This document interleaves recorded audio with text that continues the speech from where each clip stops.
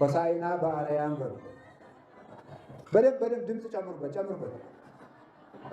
አያችሁ፣ አሁን ትንሽ ድምፅ ቀነሰ። እንደገና ሲበሉ ሆሳዕና በአርያም። እሺ፣ የማቴዎስ ወንጌል ምዕራፍ 21 ቁጥር 9 ላይ ነው። ዛሬ እንግዲህ እሁዱ ሆሳዕና ነው። ለምንድን ነው ሆሳዕና የተባለው? ይሄንን ታሪክ የዛሬ ዓመት ሰው ቢጠይቃችሁ ለሰው ማስረዳት ይገባችኋል፣ ክርስቲያን እንደመሆናችሁ ማለት ነው። ምን ማለት ነው ሆሳዕና? የዛሬው እሁድ ለምንድን ነው ሆሳዕና የተባለው? ለምንድን ነውስ የምንሰበሰበው? ለምንድን ነው እንደዚህ አይነት ነገር የምንይዘው? ይህንን ሁሉ ትርጉሙን አውቀን ክርስቲያን የሚሰራውን አውቆ የሚሰራ ነው፣ በእግዚአብሔር አምሳል ስለተፈጠረ ማለት ነው። እና ይህንን እንድታውቁ ልብ ብላችሁ ስሙኝ። ለሁሉም እግዚአብሔር ከሁላችን ጋር ይሁን። ወቀሪቦ እግዚእ ኢየሱስ ኢየሩሳሌም በጽሐ ቤተፋጌ እንተገቦ ደብረ ዘይት። ጌታችን መድኃኒታችን ኢየሱስ ክርስቶስ ኢየሩሳሌም በቀረበ ጊዜ በደብረ ዘይት ጎን በሚሆን ቤተፋጌ ከሚባል ቦታ ደረሰ ይላል። ጌታችን መድኃኒታችን ኢየሱስ ክርስቶስ ከስቅለቱ በፊት ዓርብ ሊሰቀል እሁድ ማለት ነው። እሁድ ቀደም ብሎ ቅዳሜ ለእሁድ አጥቢያ ሌሊቱን ቤተፋጌ ከሚባል ቦታ ላይ ደረሰ። ማን? ጌታችን። በየት? በደብረ ዘይት አጠገብ። ስሙ ማን ይባላል? ቤተፋጌ። እዚያ ቦታ ላይ ሲደርስ ደቀ መዛሙርቱን እንዲህ አላቸው፣ ወይቤሎሙ እግዚእ ኢየሱስ ወምዝ ፈነወ እግዚእ ኢየሱስ ክልኤተ ማርዳይሁ።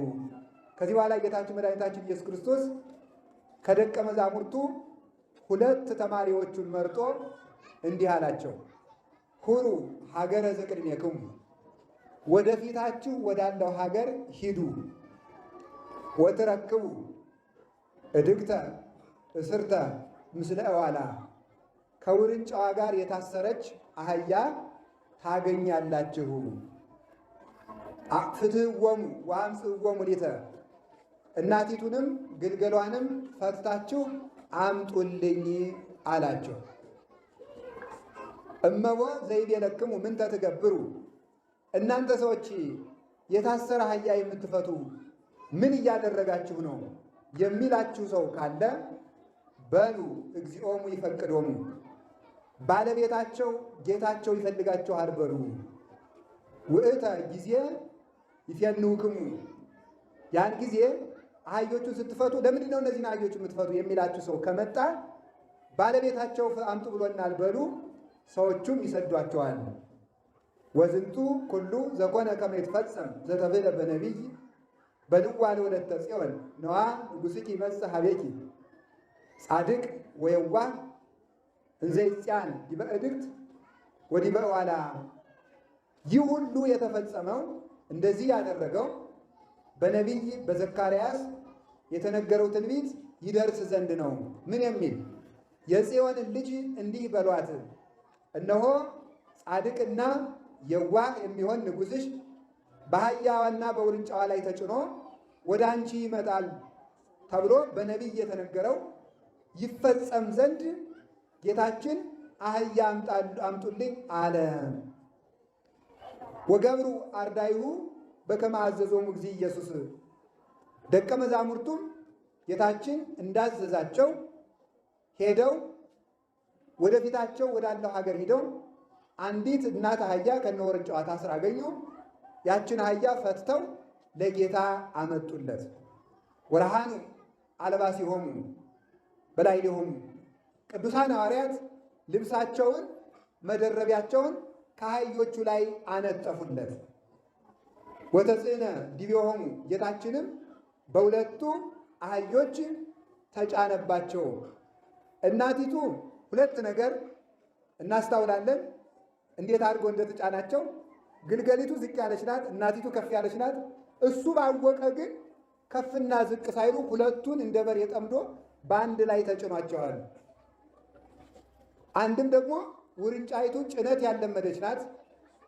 እሱ ሲፈቅድ ግን መጫን ያለመደችው ውርንጫ ጠባይ ኑሯት ተገዝታ ለሱ ታዘዘች።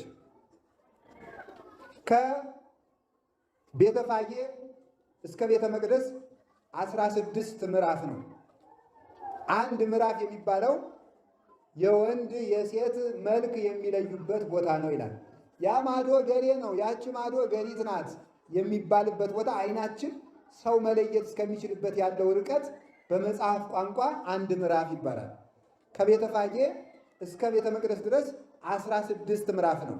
ጌታ ሰው መሆኑን ለማጠየቅ ተመቸኝ ብሎ ሁሉን አይጠቀምምና 14ቱን በእግሩ ሄደ። 2ቱን ምዕራፍ በእናቲቱ ሄደ። 2ቱን ምዕራፍ በእናቲቱ ከሄደ በኋላ መቅደሱን 3 ጊዜ ዙሮ በውርንጫይቱ ገብቷል። ይህ 16 ምዕራፍ ይሆናል። ከዚህ በኋላ ይህንን ሲያደርግ በአህያ ላይ ተጭኖ ሲሄድ ሌሎቹ ሕዝቦች ምን አደረጉ? ወነጸፉ አልባሲሆሙ ውስተ ፍኖት፣ እንኳን አንተ የተጫንክባት አህያ እንኳን መሬት ልትነካ አይገባትም ብለው ለአህያይቱ ልብሳቸውን አነጠፉለት። ሐዋርያት ከአህያይቱ ላይ ነው ያነጠፉ። ሕዝቡ ደግሞ ምን አደረጉ? ለአህያይቱ አነጠፉላት። አህያይቱ በመሬት ላይ አትሄድም ብለው። አንዳንዶቹ ደግሞ ምን አሉ? ወቦ ካልአን ሕዝብ እለመተሩ አይጹቀ ይላል። ሌሎቹ ደግሞ ሙስተ ዕፀው። ሌሎቹ ደግሞ ምን አደረጉ? ከወይራው ይኸው እንደዚህ ከዘንባባው በዕለቱ ጌታ ተቆርጦ የተመሰገነበት ዛፍ ነው። ይሄ 3 አይነት ዛፎች ናቸው የሆሳዕና ዕለት ጌታ የተመሰገነባቸው። ልብሳቸውን ማንጠፍ ያልቻሉ ሰዎች ደግሞ ቅጠል እየቆረጡ አነጠፉለት። አንዱ ዘንባባ ነው፣ አንዱ ወይራ ነው፣ አንዱ ደግሞ ምንድን ነው? ተምር ይባላል። የተምር ዛፍ ነው። እነዚህ 3ቱን አነጠፉለት። ከዚያ በኋላ በፊት ያሉትም እለሂ ይሐውሩ ወለሂ ይተልው፣ አህያይቱን እየመሩ የሚሄዱ ነበሩ። ከአህያይቱ በኋላ የሚከተሉ ነበሩ። አህያይቱን የሚመሩትም ሆሳዕና ለወልደ ዳዊት ይላል። አህያይቱን የሚከተሉትም ሆሳዕና ለወልደ ዳዊት፣ ለዳዊት ልጅ ሆሳዕና መባል ይገባዋል። ሆሳዕና ቡሩክ ዘይመጽእ በስመ እግዚአብሔር፣ በእግዚአብሔር ስም የሚመጣ ቡሩክ ነው። ሆሳዕና በአርያም፣ በአርያም ለእርሱ ምስጋና ይገባል እያሉ አመሰገኑት። ሕፃናት ተሰብስበው በዛሬ ቀን ጌታችንን ሆሳዕና በአርያም፣ ሆሳዕና በአርያም እያሉ አመስግነዋል። ሕፃናት የሚባሉት እንደነዚህ ሕፃናት ብቻ አይደለም። የ40 ቀን ሕፃናት ቤተ መቅደስ በብሉይ ኪዳን ቤተ መቅደስ መግባት የሚቻለው በ40 ቀን ነው። 40 ቀን መዋዕለ ንስክ ተፈጽሞላቸው ቤተ መቅደስ የገቡ ሕፃናት እናታቸው ልጄ ምን ሆነ እያሉ እየደነገጡ የ40 ቀን ሕፃን አፉ ሲፈታ ያስደነግጣል። የእናቱን ጡት እናቱ ጡት ስታጎርሰው ጡቱን እየተወ ሆሳዕና በአርያም ብሏል። ዛሬ የ40 ቀን ሕፃናት የ80 ቀን ሴቶች ሕፃናት ሆሳዕና በአርያም እያሉ ፈጣሪያቸውን ለይተውት አውቀውት አመስግነውታል። ታዲያ በዚህ ጊዜ ቀናተኞች ጸሐፍት ፈሪሳውያን መጥተው እነዚህ ሰዎች የሚሉትን አሰማም እንዲህ ያሉ ምን እያሉ ነው? አሰማም? አዎ ሰምቻለሁ። እናንተስ የመጽሐፉን አልሰማችሁም? እንዲህ ያሉ። ለምንድን ነው ሆሳዕና የሚባለው ነገር ቁም ነገር ስላለው ነው። ሕዝቡ ሆሳዕና ሲል ለምንድን ነው ዝም የምትለው?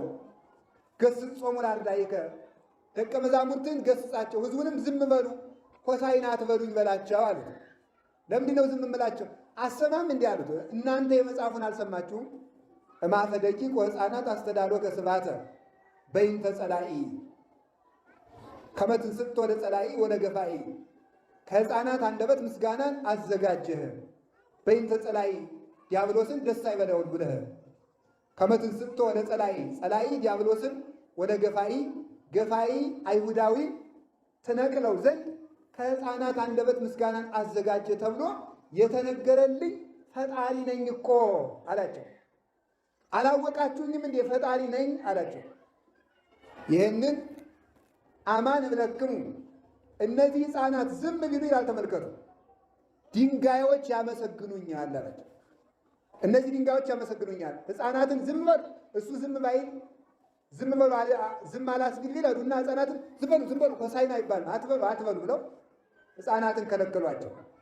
ሲከለክሏቸው የደብረ ዘይትና የቢታንያ ድንጋዮች በሙሉ መጥተው አፍ አውጥተው ሆሳዕና በአርያም ሆሳዕና በአርያም ሆሳዕና ለወልደ ዳዊት እያሉ አመሰገኑት። እግዚአብሔር የሰው ችግር የለበትም። እግዚአብሔር የአገልጋይ ድሃ አይደለም። ዓለም ሁሉ ከቤተ መቅደስ ዙሪያውን እስካለው ሕዝብ ያለው ድረስ ሁሉ ቢጠፋ እግዚአብሔር አገልጋይ ቸግሮት አያውቅም። ድንጋዩ ቀድሶ ዛሬ አመስግኖታል። ይሄን አደረገ። በቤተ መቅደስ ያሉትን ነጋዴዎች በሙሉ ጠርጎ አስወጣ። ይሄ ታሪኩ ነው። ስለ ቃሉ የእግዚአብሔር ስሙ የተመሰገነ ይሁን። አሁን ታሪኩን መያዛችሁ ከተረጋገጠ በኋላ ትርጉሙ ይነገረናል ማለት ነው። እሺ ዛሬ ጌታ የት ደረሰ አልኳችሁ? ኢየሩሳሌም በሉ። ከኢየሩሳሌም አጠገብ ማን የምትባል ቦታ ቢታንያ። ከቢታንያ አጠገብ ማን የምትባል ቤተፋጌ። ቤተፋጌ በሉ እንጂ ያዙ እንጂ ምንድን ነው? ምን አላችሁኝ? ቤተፋጌ። እዚያ ሲደርስ ከ12 ሐዋርያት ስንት ተማሪ መረጠ? በሉ ንገሩኝ። 2 ናቸው። እነዚህ በብዙ ሊቃውንት ጴጥሮስና ዮሐንስ ናቸው የሚሉም አሉ። ያዕቆብና ዮሐንስ ናቸው የሚሉ መልክት የለም። እኛ ሁሉም ይሁን 2 ተማሪ መረጠ። ምን አላቸው? ወደ ምስራቅ ሀገር ሂዱ አላቸው አይደል? ኧረ አላልኳችሁም? ያልተጻፈ ለምን ይችላል? ወደ ምስራቅ ነው ያላቸው። ምንድን ነው ያላቸው? ወደ ፊታችሁ ሀገር እስኪ በሉ። እሺ እዚያ ሄዳችሁ ምን ታገኛላችሁ አላቸው። አቤት የታሰሩ ስንት አህያ? 2። ምንና ምን አህያ ናቸው? እናትና ግልገሏ ማለት ነው። በጣም ጥሩ። ሂዳችሁ ምን አድርጉልኝ አላቸው? ፈታችሁ አምጡልኝ። ሰው አትፍቱ ሲላችሁ ምን በሉ አላቸው? ጌታቸው ይፈልጋቸዋል በሉ አላቸው። እሺ ፈተው አመጡለት። ጌታ በአህያ የተጫነ ለምንድን ነው? የነቢያት ቃል ይፈጸም ዘንድ። ያው አልሰማችሁኝም ማለት መስማቱን ሰምታችኋል። ቀጥሎ ያለውን አልለው። ስለዚህ ይህንን ያደረገበት በነቢይ በአህያ ተጭኖ ይመጣል ንጉሥሽ ኢየሩሳሌም ተብሎ ስለተጻፈ ማን ጽፎ? ዘካርያስ። አምጥተው አህዮቹን ሐዋርያት በአህዮቹ ላይ ምን አደረጉለት? ኧረ መልሱ እናንተ ሰዎች። ታሪኩን ካላዛችሁት ቁጭ ነው የምል። ትርጓሜዋን አልናገርም። እሺ ምን አደረጉለት? ልብስ አለበሱለት። እሺ በጣም ጥሩ። ሌሎቹ ሰዎች ደግሞ ምን አደረጉለት? የት ላይ ያነጠፉለት? ሐዋርያት ምን ላይ ነው ያነጠፉት? ሌላው ሰው ደግሞ እንደናንተ ምዕመናን ማለት ነው። ምዕመኑ ደግሞ የታነጠፈለት መሬት ላይ ያነጠፉለት። እሺ ሌሎች ሰዎች ደግሞ ምን አደረጉ? ዘንባባ ቆርጠው አነጠፉለት። ያላቸውን ዘንባባ። የተቆረጠለት ዛፍ ስንት አይነት ነው? ምን ምን ናቸው? ዘንባባ፣ ወይራ፣ ተምር። እሺ በጣም ጥሩ ነው፣ ይዛችሁታል። ከዚያ እነዚህ ተነጠፉለት። አሁን የሚከተሉት ሰዎች አህያይቱን እየተከተሉ ምን ይሉ ነበር? በሉ በሉ በሉ እናቶች ሁላችሁ ሆሳዕና ለወልደ ዳዊት በሉ እንጂ ሆሳዕና በአርያም በሉ። ፊት ለፊት ያሉትስ ምን ይላሉ? በሉ ጨምሩ ጨምሩ። ሆሳዕና ለወልደ ዳዊት፣ ሆሳዕና በአርያም እንደዚህ ይሉ ነበረ። ሰዎች መጥተው ጸሐፍት ፈሪሳውያን ምን አሉት?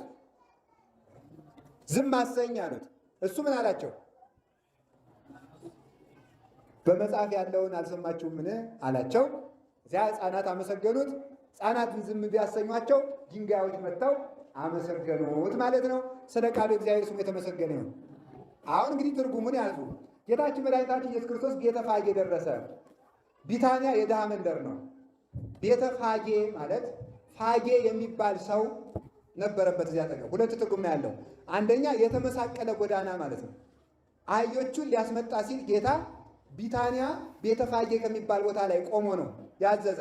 ለምን ሲባል ተሰቅዬ እናንተን ከሞት ማሰሪያ የምፈታበት ጊዜ ደረሰ ማለት ነው። ከተመሳቀለ ጎዳና ላይ ሆኖ ነው ወደ አህዮቹ የላካቸው። ሁለተኛ ቤተፋጌ ማለት ነው። ፋጌ የሚባለው ሰው ከንፈሩ ፋግ ያለ ሰው ነበር ይላሉ ሊቃውንት። ከንፈሩ ፋግ ያለ የተሰነጠቀ ነበርና በሱ ስም ፋጌ ተብሎ ተጠርቷል። እዚያ ቦታ ከድሆች መንደር ላይ ቆሞ መልአኩ እናንተን ከድህነት ላወጣችሁ መጥቻለሁ፣ ከነፍስ ድህነት ላወጣችሁ መጥቻለሁ ማለቱ ነበረ። እዚያ ሲደርስ ወደፊታችሁ ሀገር ሂዱ፣ ብሎ አዘዛቸው። ይሄ በጣም በጣም በጣም በጣም ችግር የሆነ ትእዛዝ ነው። ኪሎ ሜትሩ አልተነገረም። የስንት ቀን ጎዳና እንደሚወስድ አልተነገረም። መታዘዝ በጣም በጣም ችግር ነው። በጣም በጣም ትዕግስትን የሚጠይቅና እምነትን የሚጠይቅ ነው። አሁን ለምሳሌ መቼስ እንግዲህ ክርስቶስ አስተምሯል። ዛሬ ደግሞ በክርስቶስ ቤተክርስቲያን የምናስተምራችሁ እኛ ነን። ለካህናት ትታዘዛላችሁ። አሁን እኔ ዝም ብዬ ወደፊታችሁ ሂዱና የሆነ በግ አምጡልኝ ብላችሁ አሁን ትሄዳላችሁ? ዝም ብሎ ወደፊታችሁ የስንት ሰዓት መንገድ ነው አትሉም? ቢያንስ እንላለን። የስንት ሰዓት መንገድ ይፈጃል? በጎችስ የማን ናቸው ይባላል አይባልም? ይባላል። በግ ብናጣስ አይባልም? ይባላል። ሃይማኖት ማለት ዝም ብሎ ሳይጠራጠሩ መቀበል ነው። መታዘዝ ማለት እሱ ነው። የሐዋርያት ትእዛዛቸው ይገርማል። ወደፊታችሁ ሂዱ አላቸው፣ ሄዱ። አህያም አገኙ። በዚህ ዓለም ላይ ትልቁ ከእግዚአብሔር ጋር የሚያገናኝ መስመር መታዘዝ ነው። መጀመሪያም ከሲኦል የወጣ ነው ባለመታዘዝ ነው። ሔዋን ስላልታዘዘች ሞትነ፣ እመቤታችን ስለታዘዘች ዳን። አዳም ስላልታዘዘ ጠፋን፣ ክርስቶስ ስለታዘዘ ዳን ማለት ነው።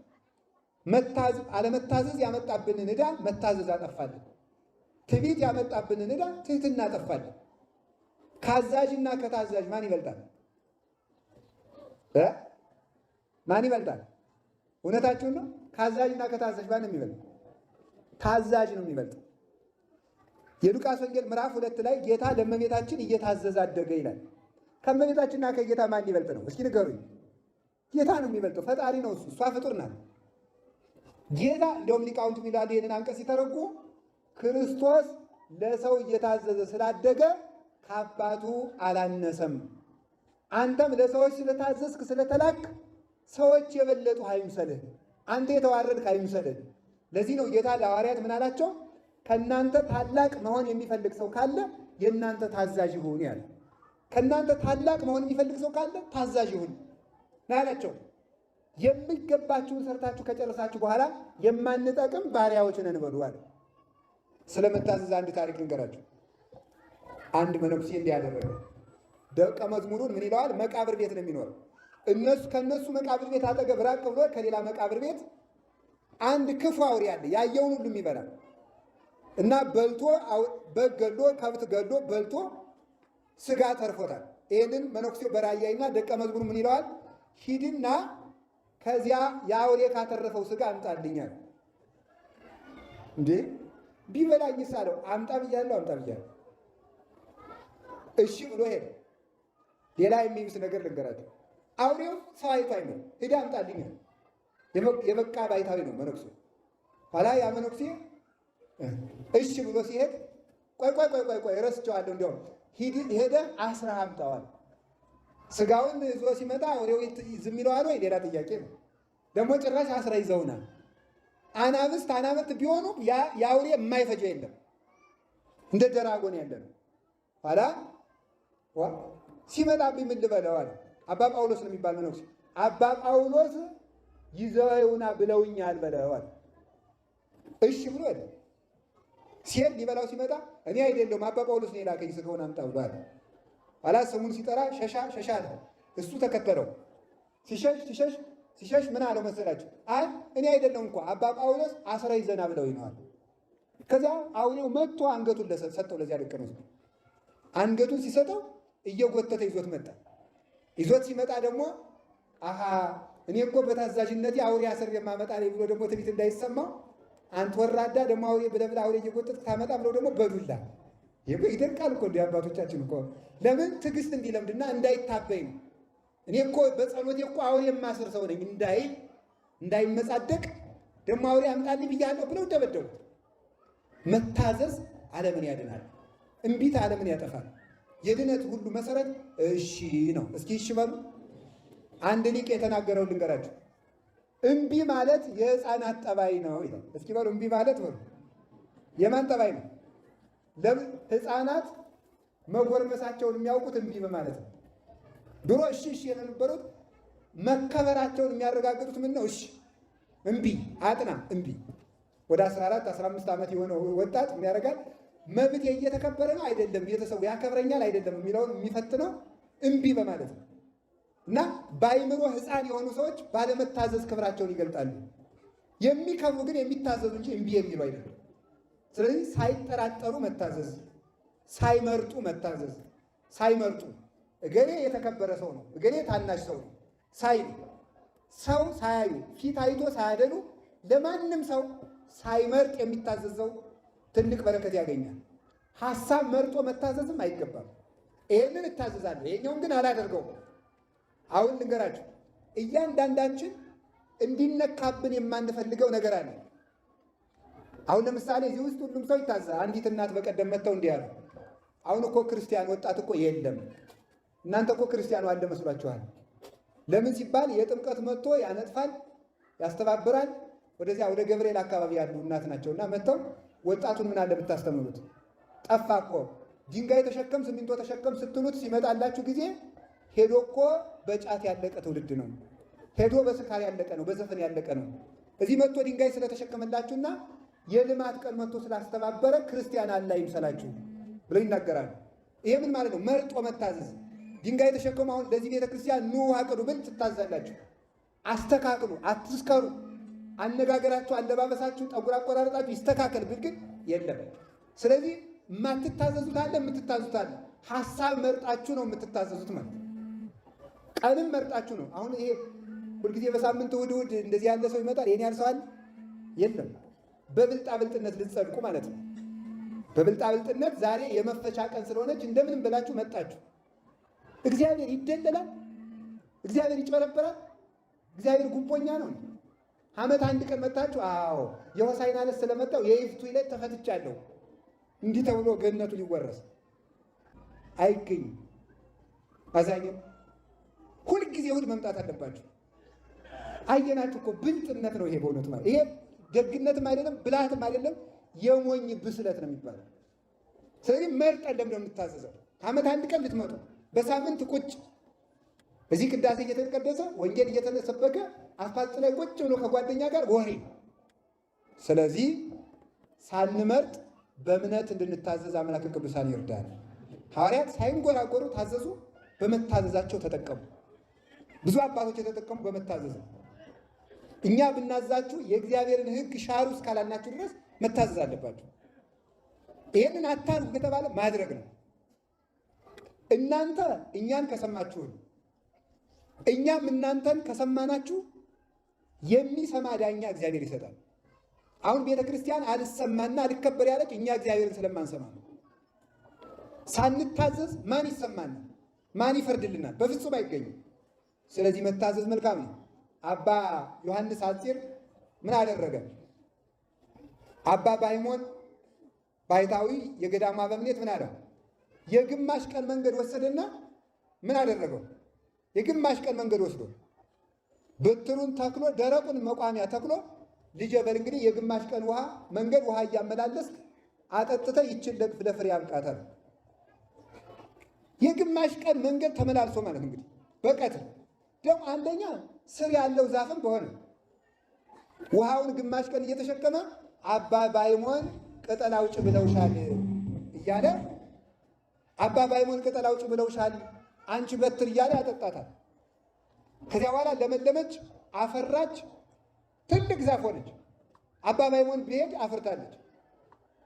ደወል ደውለው የገዳሙን ደወል ደውሎ አባ ባይሞን መነኮሳትን በሙሉ ሰብስቦ ከዚያ ከደረቀው እንጨት ከተፈራው ፍሬ አምጥቶ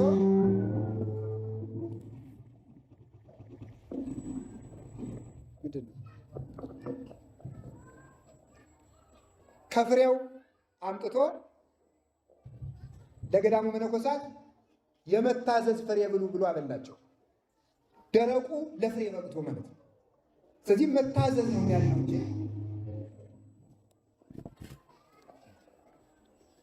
የሚያድነው መታዘዝ ነው። ብዙ አባቶቻችን የተጠቀሙት በዚህ ነው። በመታዘዛቸው እንዳይመኩ ደግሞ መልሶ ይደበድቧቸዋል። መጨረሻ ላይ ትዕግስቱን አይቶ ከኔ ቀጥሎ አበምኔት የሚሆን ዮሐንስ ሐጺር ነው ብሎ ተካው። በሀገራችን የተደረገ አንድ ታሪክ ሊጨምርላችሁና ወደ ዕለቱ ልሄድ።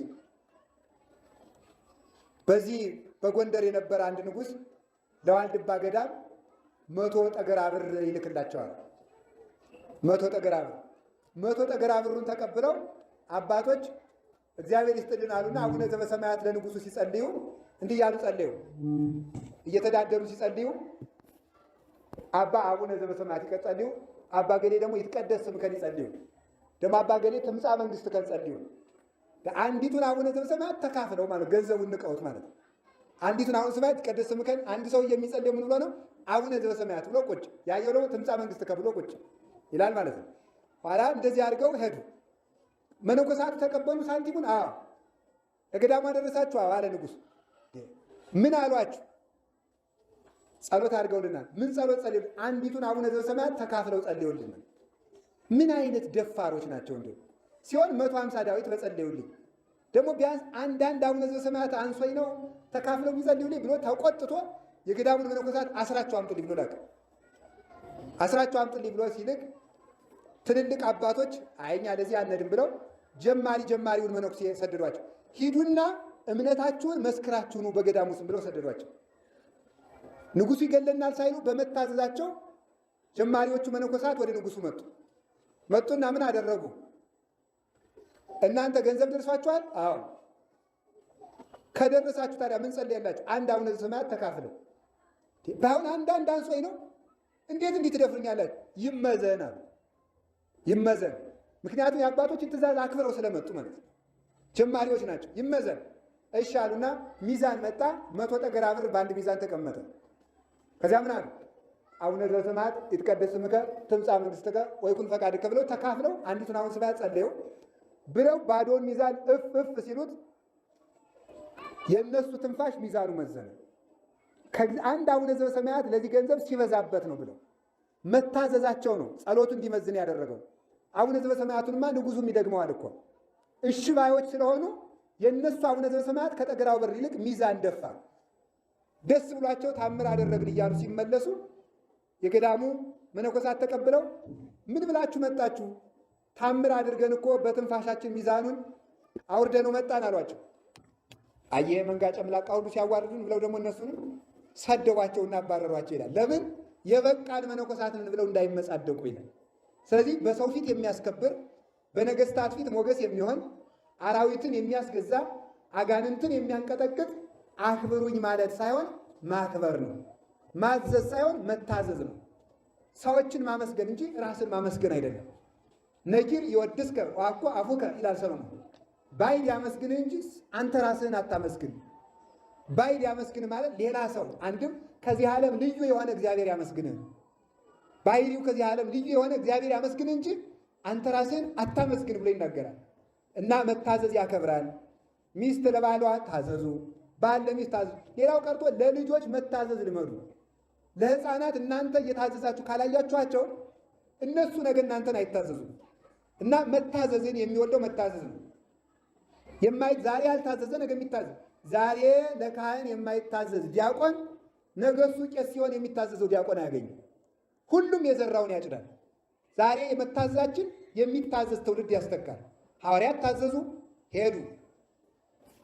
ምስጢሩ ግን ምንድን ነው ስትሉኝ፣ እነዚህ አህዮች የእኛ የሰዎች ምሳሌ ናቸው። አንዳንድ እያላችሁ ሳታልቁ ቶሎ ትምህርት የሚጨርስ ይሻለኛል። እነዚህ አህዮች ሌላ ቦታ እስከ 6 ሰዓት ነው የሚቆየው። የወሳኝ ማለት በእውነቱ ማለት ነው። እኔ አላቆያችሁ ግን እናንተ እስክትለምዱት ድረስ እንደዚያች ለቅድም ቆይ እነግራችኋለሁ። ስለዚህ እነዚያ 2 አህዮች የተባሉት እኛ ነን፣ ሰዎች ነን። የታሰሩ አህዮች የተባሉት በመርገም በሞት በሕማም የታሰርን እኛ ነበርን። በአዳም መርገም የታሰርን እኛ ነን። ፈታችሁ አምጡልኝ ያለ ጌታ ዓለምን ሁሉ በድንቁርና የታሰረውን በወንጌል፣ በባርነት የታሰረውን በልጅነት፣ በክደት የታሰረውን በሃይማኖት፣ በደዌ የታሰረውን በፈውስ፣ እንደገና ደግሞ በኃጢአት የታሰረውን በክህነት እየፈታችሁ አምጡልኝ ማለት ነው። ሂዱና አምጡልኝ ያላቸው ይሄንን ነው። ጌታ ያልታሰሩ አህዮች እያሉ የታሰሩ አህዮችን የመረጠበት ምክንያት ጻድቃንን ያይደለ ኃጥአንን ሊምር የመጣ ፈጣሪ ስለሆነ ነው። ባለመድኃኒትን የሚፈልጉት ጤነኞች አይደሉም በሽተኞች ናቸው እንጂ እንዳለ ለጻድቃን ሳይሆን ለኃጥአን የመጣ ጌታ መሆኑን ለማመልከት ያልታሰሩ አህዮች እያሉ የታሰሩ አህዮችን መርጦ እነዚያን ፍቱልኝ ብሎ አላቸው። አህያ የተባለ አህያ አንደኛ አይምሮ የላትም። አይምሮ ቢስ የሆኑ እውቀት የጎደላቸው ሰዎች አህያ ይባላል። እውቀት የጎደላቸው ሰዎች እንደዚህ እውቀት ያጡ ሰዎችን ነው በእውቀት ፍቷቸው ማለቱ ነበረ። ቅዱስ ሳዊሮስ ነው እንዲሁ የተገረገረው። አይምሮ ቢስ ሆነው ነበርና አይሁድ ይላል። እውቀት ያጡ ሰዎች እንደ አህያ አይምሮ የሌላቸው አህያ የተናቀች እንደሆነች የተናቀ ስራ የሚሰሩ እነዚህ በአህያ ተመስለዋል። በኃጢአት በክደት በርኩሰት በልማድ ኃጢአት የታሰሩ መጽሐፈ መነኮሳት ከኃጢአት ሁሉ ልማድን ፍራ፣ ከኃጢአት ብቻ አይደለም ከሰይጣን ይርቅ ልማድን ፍራ ብለው የሚናገሩት ለዚህ ነው። የለመደ ልማድ በጣም አስቸጋሪ ነው። አሁን መሮጥ የለመደ ሰው መቀመጥ አይወድም። ማውራት የለመደ ሰው ዝም ማለት አይወድም። ልማድ ክፉ ነው። መዝፈን የፈለገ ሰው መዘመር እንዴት ይቻለዋል? ማማት የፈለገ ሰው ቢያንስ ሐሜት አይሆንብኝ እንጂ ብሎ ያማል እንጂ አይተወውም። ስለዚህ ተመልክ፣ ልማድ ክፉ ነው። በእንደዚህ ያለ የታሰረውን ሁሉ ፈታችሁ አምጡ አላቸው። ከማይሰረ ክደት የምንፈታበት ጊዜ ስለደረሰ ሄደ፣ ሊፈታቸው ሄደ። አህዮቹ እሺ ብለው ተፈቱ። እሺ ብለው ሳይራገጡ ምን ሳይሉ ተፈቱ። አሁን ዛሬ ከአህያ እንብሳለን አልብስ? እስቲ ንገሩ። በጣም እንብሳለን። እናንተ ዝም ብትሉ እኔ እነግራችኋለሁ። እንዲሁ እወዳችኋለሁ እንጂ አልፈራችሁ። እውነቴን ነው። ከአህያ ብሰናል። ለምን? አህያ ልፍታሽ ሲሏት አልተራገጠችም። እናንተ እንፍታችሁ ብንላችሁ ትራገጣላችሁ። መራገጥ ምንድን ነው? አትስረቅ፣ እምቢ መስረቅ። ደግሞ ጠበቅ ያለ ትምህርት ወይም ስብከት ከምን ዝም ብለው ይጨቀጭቁናል። ዝም ብለው እነሱ ማን ሆነ ነው ትላላችሁ። በሉ እኔ የምጨንቀኝ በሉ። ነገ የሚያዋጣችሁን እነግራችኋለሁ። የሚያድናችሁን በክርስቶስ ቀኝ የሚያቆመው። ዛሬ ሰው ለንስሐ አባት አይታዘዝ። እስኪ ንስሐ አባት የሌላችሁ እጃችሁ ነው። ንስሐ አባት የሌላችሁ እንዳትዋሹ። ደግሞ እግዚአብሔር ቤት ብላችሁ ዋሹ። ተመስገን ነው። አውጡ እንጂ ከፍ አድርጉት። በሞት ከፍ አድርጉት። እሺ። ስለዚህ ትፈታላችሁ አትፈቱ? መልሱ። ሁላችሁም አሁን ትፈታላችሁ አትፈቱ? ወይ አንፈታም ወይ እንፈታለን በሉ። ኧረ ተው እናንተ ሰዎች፣ አህያ በተፈታበት ቀን አንፈታም አትበሉ። እንፈታለን በሉ። ትፈታላችሁ አትፈቱ? ታዲያ እንግዲህ የምትፈቱ ከሆነ ንስሐ አባት ካልይዛችሁ በምንድን ነው የምትፈቱ? ገመድ መሰላችሁ? ኃጢአት እኮ ነው። ንስሐ አባት ከሌላችሁ በምንድን ነው የምትፈቱት? ስለዚህ እንዳትያዙ፣ ንስሐ አባት የላችሁም። ኃጢአታችሁን እንዳትታዘዙ፣ እንዳትጠየቁ ንስሐ አባት አትይዙም። ስትወልዱ ግን የማማ ንስሐ አባት አለ፣ የአባባ ንስሐ አባት አለ። በውክልና መጽደቅ የለም። ወኩሉ ጾሮ ይጸውር። ሰው ሁሉ የየራሱን ሸክም ነው የሚሸከመው። ማን በማንም አመታ ገብ ምድር ማይጸንታ ዋመይታ ድህን ወለታ። ምድር አደራዋን በመለሰች ጊዜ መሬት እናት እንኳን ልጇን አታድንም ይላል። እናት እንኳን ልጇን ከእናት የበለጠ ሩሩህ የለም። ከእናት የበለጠ አዛኝ የለም። እናት እንኳን ክርስቶስ ሲመጣ አታድንም። ሁሉም ሰው የየራሱ ሸክም ይሸከማል። ሰው ውሃ መቀዝቀዙን እሳት ማቃጠሉን ከለየበት ጊዜ ጀምሮ ንስሐ አባት ያስፈልገዋል። 7 ዓመት ከሞላ በኋላ ሰው ያለ ንስሐ አባት አይኖርም። ስለዚህ ይኸውላችሁ እግዚአብሔር ያሳያችሁ፣ ክርስቶስ ያመልክታችሁ። አሜን በሉ። ማመልከቻ እያቀረብኩ እኮ ነው። ድሮ ቢሮ ፍርድ ቤት ተብሎ እንዲህ ነበር የሚለው ባለ እግዚአብሔር ያሳያችሁ፣ ክርስቶስ ያመልክታችሁ። አሜን በሉ። ለእናንተ ነው ማመልከቻ እየጻፍኩላችሁ ነው። አህያ በተፈታችበት ዘመን ሰው አልፈታም። በጣም ነው የሚገርመው። ኧረ ተው ተፈቱ፣ ተው ተናዘዙ፣ ተው ንስሐ ግቡ። ስለዚህ ተናዘዙ፣ ልማዳችንን እንቁረጥ። እንጦንስ የተናገረውን ልንገራችሁ። ሰው ማለት የሚታረም ማለት ነው ይላል። እንዲያው በሞት የበሉ ሁላችሁም ሰው ማለት በሉ። ምን ማለት ነው? ሰው ማለት የሚታረም ነው።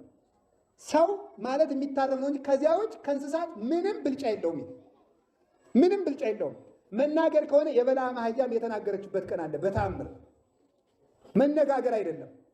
ሰውን ሰው ያሰኘው ታርሞ ለዘላለም ቤቱ መኖሩ ነው። የማይታረም ሰው ከእንስሳ ይብሳል። ስለዚህ ልማዳችን መፈታት አለበት።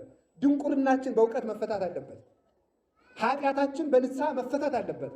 ከዛሬ ጀምሮ ያለ ንስሐ አባት መኖር ይብቃችሁ። እግዚአብሔር በቃ ይበለን። አህዮቹን የፈታ አምላክ እኛንም ከሁላችን ተብትቦ ከያዘን ጉዳችን ሁሉ እግዚአብሔር ይፍታል። ሁላችንም ተብትቦ የያዘን ብዙ ሰንሰለት አለ። እግዚአብሔር ያን ሁሉ ይበጥስልን። ኋላ ፈተው አመጡ። አህዮቹን ለምን ትፈታላችሁ ሲላችሁ ጌታቸው ይፈልጋቸዋል። አያችሁ፣ ጌታቸው ይፈልጋቸዋል። ይህ በጣም የሚደንቀኝ ቃል ነው። ይፈልጋቸዋል ለምን ማለት ነው? ጌታቸው ይፈልጋቸዋል። እኛ ባለቤት ያለን ሰዎች ነን። ባለቤት ያለን ሰዎች ነን። ምን ማለት ይመስላችኋል? የሚያስብልን አካል አለ። ታስረንም ያስብልናል እግዚአብሔር። ዝሙት እንዳሰረን፣ ኃጢአት እንዳሰረን፣ ክፋት እንዳሰረንም እንኳን እግዚአብሔር ለእኛ ማሰቡን አያውቀውም። ውለን የምንገባው ተኝተን የምንነሳው በዚህ ምክንያት ነው። እግዚአብሔር ይፈልጋቸዋል። ሁላችሁም እግዚአብሔር እኔን ይፈልገኛል ማለት አለባችሁ። አይፈልገኝም ያለ ሰው ኃጢአት አይተርፈውም። እግዚአብሔር ይፈልገኛል ያለ ሰው ግን መስተካከል ይችላል።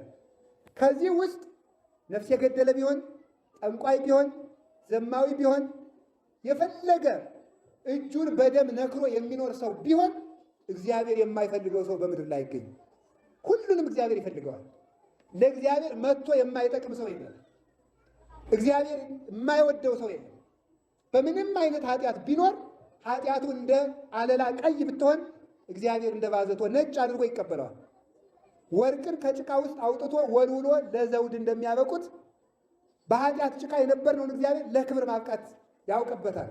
እኔ አልረባም፣ እኔ አልጠቅምም፣ የሲኦል መዝጊያ ነኝ ብሎ ማሰብ ሰይጣናዊነት ነው። እግዚአብሔር የማይወደው ሰው የለም። ሳንፈልገው የፈለገን መድኃኔዓለም ስሙ የተመሰገነ ይሁን። ጌታቸው ይፈልጋቸዋል በሉ። ይፈልጋቸዋል ስትሉ ይተዋቸዋል ማለት ያ አህዮቹን ያሰራቸው ሌባ መሆኑ በዚህ ይታወቃል። ለምን? ባለቤት አይደለም ማለት ነው። ባለቤቱ ይፈልጋቸዋል ሲባል ዝም ካለ እሱ ሌባ ነው ማለት ነው። ያ ሌባ አህዮቹ የኒቆዲሞስ አህዮች ናቸው ይላሉ አባቶቻችን። ግን ከሱ ሰርቆ ያሰረ ሰው ነበረ። ያ ሰው ሌባ ነው፣ አንድም ወንበዴ ነው። ሌባ የተባለ ማን ነው? ሰይጣን ነው። ወንበዴ የተባለ ማን ነው? ሰይጣን ነው። ሌባ ሲያዩት ይሰርቃል፣ ሳያዩት ይሰርቃል። ሲያዩት ደህና ሰነበታችሁ ይላል፣ ልጠይቃችሁ መጥቼ ይላል። ወንበዴ ግን ቢያዩትም ባያዩትም ይሰርቃል። ቢያዩትም ባያዩትም ቀምቶ ይወስዳል። ዲያብሎስ ሌባም ነው ወንበዴም ነው። ሌባም ነው ወንበዴም ነው። ሌብነቱ አስመስሎ ጸጋችንን ይገፋል። ወንበዴነቱ ደግሞ ባላውያን ነገስታት፣ ባላውያን መኳንንት፣ ሃይማኖት በሌላቸው ነገስታት እያደረ ህዝብ ይጨርሳል። ሲሳካለት በስብከት በተሳሳተ ትምህርት፣ ሳይሳካለት በሰይፍ እያደረገ ክርስቲያኖች ተጨንቀው ሃይማኖታቸውን እንዲክዱ ያደርጋል። ያ ወንበዴ ዲያብሎስ ነው። ከዚያ ወንበዴ እንዲፈቱ እግዚአብሔር ስልጣን የሰጣቸው ለአባቶቻችን ለሐዋርያትና ለካህናት ነው። አህዮቹ እናት አህያና ውርንጫ አህያ ናት። እናት አህያ የተባለች አይሁድ ናቸው። እናቲቱ መጫን ለምዳለች፣ አይሁድም ህግ ለምደዋል። ውርንጫ አህያ የተባለ ደግሞ ህግ ያለመደ ሰው ነው። እስቲ ህግ ያለመደ በሉ በሉ እንጂ መጫን ያለመደ ወጣቱ አሁን የሚለውን ሰምታችኋል። አስቀድስ እንዲህ አድርግ ሲባል እኔ ይቅርታ አድርጉልኝ እንጂ ጭንቅ አልችልም ይላል። እኔ ጭንቅ አልችልም፣ እኔ እንደዚህ አይነት ነገር አይመቸኝም ይላል። እኔ በቃ እንደዚህ አይነት የጨነቀ ነገር አልፈልግም። በቃ ጌታ ተሰቀለ እንደዚህ አይነት የጨነቀ ታሪክ ራሱ አትንገሩኝ ይላል ዝም ብሎ ማለት ነው። ይሄ ምን ይባላል? ውርንጫ አህያ ይባላል። መጫን ያለመደ ማለት ነው። ይሄው ነው መጽሐፍ ላይ የተተረጎመው ነው የነገርኳችሁ ማለት ነው። መጫን የለመደ ማለት ህግ የለመደ ነው። ህግ የለመደ ስለዚህ መጫን መልመድ አለበት። ምንድን ነው የምንጫነው? የእግዚአብሔር ህግ። የእግዚአብሔር ህግ ቀላል ሸክም ነው። ከዲያብሎስ ቀንበር ያወጣን ዘንድ የእሱን ቀላል ሸክም በላያችን ላይ ጭኗል። ለህግ መታዘዝ፣ 16ቱን ህግጋት አክብሮ መኖር፣ አፈንጋጭ አለመሆን፣ ጭንቅ ስትመጣ ወዲያ ወዲህ አለ ማለት ነው። ይሄ ነው አሁን ሰው ንስሐ አባት ራሱ ሲይዝ መርጦ ነው ያጠናል። ራሱ አባ ገሌ ቀላል ናቸው አሉ፣ ደስ ይላሉ፣ አያጋንኑም፣ ቀለል አድርገው ነው የሚሰጡ ብሏል ማለት ነው። ይሄ መጫን ያለመደው ማለት ነው። ቄስ ገሌ ግን ያስጨንቃሉ፣ 150 ስግደት ይሰጣሉ። ይሄ ማን ይዘልቀዋል? አቅቶኛል ማለት ነው የሚሻለው። ችግር የለም የሚል ሰው ችግሩ ሲጠላችኋል ይነግራችኋል። ችግር የለም የሚል ንስሐ አባት እየፈለጋችሁ የምትይዙ ከሆነ ችግር ውስጥ እንዳትወድቁ ህግ መልመድ ይገባል። ስለዚህ ያንን ነው ያልተጫነችው አህያ የተባለች በዚህ ምክንያት ነው እላችኋለሁ። አንድም እናት አህያ የተባሉ አይሁድ፣ ውርንጫ የተባሉ አሕዛብ፣ ሕግ አልለመዱምና፣ መጸለይ አልለመዱምና፣ መጾም አልለመዱምና፣ መስገድ አልለመዱምና፣ ማስቀደስ አልለመዱምና ያልለመዱ ናቸው። ስለዚህ የእግዚአብሔርን ሕግ ከቤተ መቅደሱ ነው መልመድ ይገባል። ክፉ ቀን ቢመጣ እንኳን ከክፉ ቀን መዳን የምንችለው ስንለምደው ነው። ሁሉም ይለመዳል። እነዚህን አህዮች ጌታ በሁለቱም አደረባቸው። ማለት ሕግ ያልለመደ ሰው በኃጢአት የኖረ ሰውም ሲመጣ ሕግ እንደለመደ ሰው እኩል ያድርበታል፣ በረከቱን ያሳድርበታል። እንዲህ እንላለን፣ ኢይበል ፈላሲ ዘገባ ሀበ እግዚአብሔር ይፈልጠኒኑ እምሕዝቡ። ኢይበል ፈላሲ ዘገባ ሀበ እግዚአብሔር ይፈልጠኒኑ እምሕዝቡ። ፈላሲ ቅዳሴ ስንገባ መጀመሪያ የምንላት ናት። በዜማ ስለምትባል በግዕዝ ቋንቋን ላታውቋት ትችላላችሁ። ፈላሲ ስደተኛ ሰው ካለ እግዚአብሔር ይለየኛል አይበል ይላል። ፈላሲ ማለት ማለት ነው ከኃጢአት ተሰዶ ከጣዖት ተሰዶ የመጣ ሰው ካለ እግዚአብሔር እኔ ኃጢአተኛ የነበርኩ ሰው ነኝና እኔን ይቀበለኝ ይሆን ከቅዱሳን ይለየኝ ይሆን አይበል። እግዚአብሔር ከቅዱሳን ጋር ይጨምረዋል፣ አይጠራጠር። ሳይጠራጠር ያስቀድስ ይቁም። ከየትኛውም የኃጢአት ጭቃ ወጥቶ ከመጣ እግዚአብሔር ከቅዱሳን ጋር እኩል ያከብረዋልና ኢይበል ፈላሲ ዘገባ ከኃጢአት ተሰዶ ከወገን ተለይቶ ከኃጢአት ሀገር ተሰዶ የመጣውን ሰው እግዚአብሔር ከወገኖቹ አይለየውም ብሎ ይናገራል። ሁለቱም አደረባቸው። 14 ምዕራፍ ተጫነ። 14 ምዕራፍ 10ቱ ትእዛዛት ወይም 10ሩ ሕግጋት ናቸው። ከኔ ከእግዚአብሔር በቀር ሌላ አምላክ አታምልክ፣ አትስረቅ፣ አትመንዝር፣ ሰንበትን አክብር የሚለው እነዚህ 10ሩ ናቸው። 4ቱ ኪዳናት የሚባሉ አሉ። ኪዳነ ኖህ፣ ክህነተ መልከ ጼዴቅ፣ ግዝረተ አብርሃም፣ ጥምቀተ ዮሐንስ እነዚህ ናቸው 14ቱ። ሁለቱ ምዕራፎች በእናቲቱ አህያ የሄደባች ሁለቱ ምዕራፎች ደግሞ ምንድን ናቸው? ሰውን መውደድና እግዚአብሔርን መውደድ ናቸው። እነዚህ ሁለቱ አይቀሩም። 16ቱን ትእዛዛት 10ሩን ትእዛዛት ያከበረ 4ቱን ኪዳናት ብሉይ ኪዳንን ያከበረ ፍቅረ ቢጽና ፍቅረ ቢጽን ሰውና እግዚአብሔርን መውደድን የምታስተምር ወንጌልን የፈጸመ ሰው ካለ ከዚያ አንድ ዙር 3 ጊዜ ዙሮ አንድ ዙር በአህያዋ የሚለው አንድነት ሶስትነት ነው። የሥላሴን አንድነት ሶስትነት ያመነ ሰው ክርስቶስ አድሮበት ይኖራል ለማለት ነው። ልብሳቸውን ያነጠፉለት ምንድን ነው? ልብሳቸውን ያነጠፉለት ከአህያይቱ ላይ ልብስ የተባለ የሐዋርያት ትምህርት ነው። አንድም ልብስ የተነጠፈ ልብስ ገመናን ይሸፍናል፣ ገመና የሚሸፍን አምላክ ነኝ ሲል ነው ይላል። ገመናን የሚሸፍን አምላክ ነኝ። አሁን ሁላችንም የሰራነው ኃጢአት ግንባራችን ላይ ቢጻፍ ቆሞ የሚያስተምርም አይገኝ፣ ቁጭ ብሎ የሚማርም አይገኝ። ሁላችን ቤታችን ሄደን ቁጭ ነበር የምንለው። ድሮ ጌታ ከመወለዱ በፊት ሰዎች ኃጢአት ሲሰሩ ከግንባራቸው ላይ ይወጣል። በሻሽ ሲሸፍኑት ከሻሹ ላይ ይወጣል። ቤት ውስጥ ሲገቡ ከግንቡ ላይ ይወጣ ነበረ። አሁን ግን መድኃኔዓለም ክብር ምስጋና ይግባውና ሰው ሆኖ ኃጢአት በሰው መሃል ተገልጦ እንዳያዋርደን ገመናችንን ሸፈነልን። ገመናችሁን የሚሸፍን አምላክ ነኝ ሲል ልብስ ተነጠፈለት። ልብስ ይመቻል። የምትመች ሕግ ሰራውላችሁ። አንድም ይቆረቁራል። ለሥጋ የሚቆረቁር ለነፍስ የሚመች ሕግ ሰራውላችሁ ለማለት። አህያይቱ ምዕመናንን ሲወክል በአህያይቱ ላይ የተነጠፈው ልብስ የሐዋርያት ትምህርት፣ የሐዋርያት ክህነት፣ የሐዋርያት ሥርዓት፣ የሐዋርያት መሥዋዕትና የሐዋርያት ሰማዕትነትና ሕይወት ነው። ይህንን የተከተለ ሰው ይድናል። ክርስቶስ ከአህያይቱ ላይ የወጣ ልብስ ከተነጠፈባት በኋላ ነው። ከክርስቲያን ጋር ክርስቶስ የሚኖረው የሐዋርያትን ትምህርት ከተማረ፣ የሐዋርያትን ሃይማኖት ካመነ፣ የሐዋርያትን ጥምቀት ከተጠመቀ፣ በሐዋርያት ክህነት ከተፈታ፣ የሐዋርያትን መሥዋዕት ተቀብሎ ሥጋውን ደሙን ከተቀበለ፣ በሐዋርያት ሥርዓት ከጸና፣ በሐዋርያት ሕይወት ከኖረ ክርስቶስ ያድርበታል። ይህንን ስናጠይቅ ምናለን? ወነአምን በአሐቲ ቅድስት ቤተ ክርስቲያን እንተ ላዕለ ኩሉ ጉባኤ ዘሐዋርያት፣ ሐዋርያት በሰበሰቧት በአንዲት ቤተ ክርስቲያን እናምናለን።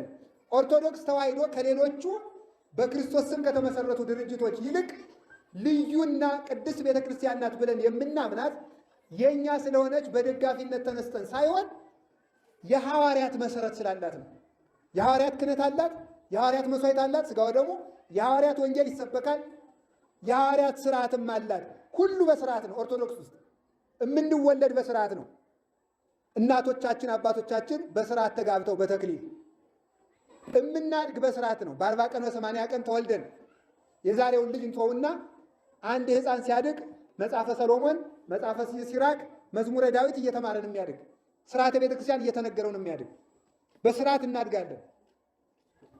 በስርዓት ያገባል የምታገቡት። በስርዓት እንመነኩሳለን።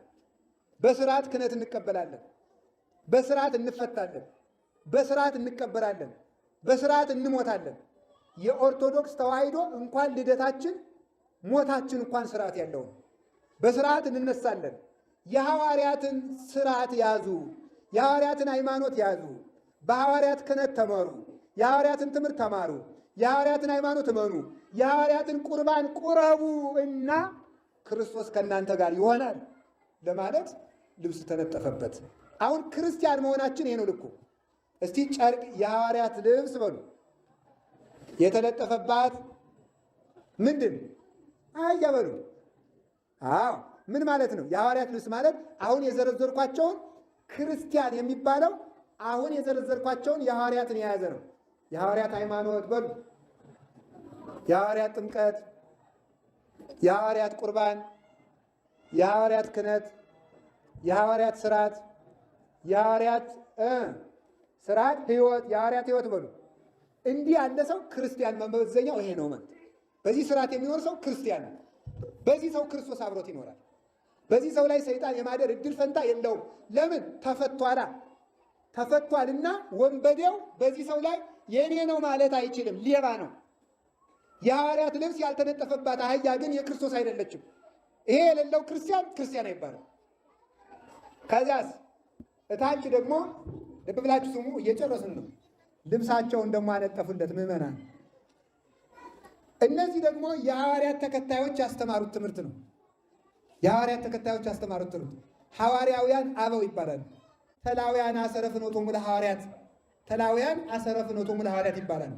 የሐዋርያትን መንገድ የተከተሉ ደግሞ ከነሱ የተቀበሉ ሊቃውንት። የክርስትና ሃይማኖት እንደ ሰንሰለት ነው የሚባለው ለዚህ ነው። እንደ ሰንሰለትና እንደ እናት ጡት ነው የሚባለው። የእናት ጡት የመጀመሪያው ልጅ ባደገበት ጡት የመጨረሻው ልጅ ያድግበታል። የመጀመሪያ ልጆች ሐዋርያት ናቸው። የመጨረሻ ልጅ በዚህ ዘመን ያለ ነው። ሳይለወጥ ያን ሰንሰለት ጠብቆ መምጣት አለበት። የዛሬው ሌላ የትናንት ነው። እናት 10 ልጅ ብትሆን 10 ልጅ ከደረቷ አታወጣም። በዚያው ጡቷ ነው ሁሉ ልጆቿን የምታሳድግ። ለቤተ ክርስቲያን በየዘመኑ የሚበቅል ጡት የላትም። 2 ጡት ነው ያላት፣ ብሉይ ኪዳን፣ አዲስ ኪዳን። ትናንትናዎቹ የጠባሁትን ነው የምንጠባ። ሰው ሆኖ የአሳማ ጡት እየጠባ የሚያድጋለን። ሰው ሁሉ የአንበሳ ጡት የሚጠባ አይደል። ሰው ሆኖ በአህያ ጡት የሚያድግልን። ሰው ከሆነ የእናቱን ጡት ነው የሚጠባ። ኦርቶዶክስ ከሆነ የኦርቶዶክስን ጡት ጠብተን ነው የምናድገው። ስለዚህ ቅዱሳን ሐዋርያት ያስተማሩት ትምህርት ምን ተባለ? ልብስ ተባለ። በሉ ልብስ በሉ። ደግሞ ታች ያሉት ደግሞ የእነሱ ተከታዮች ያስተማሩት ከአባቶቻችን ኅብረት አያውጣን እግዚአብሔር። ከአባቶቻችን ኅብረት አያውጣን።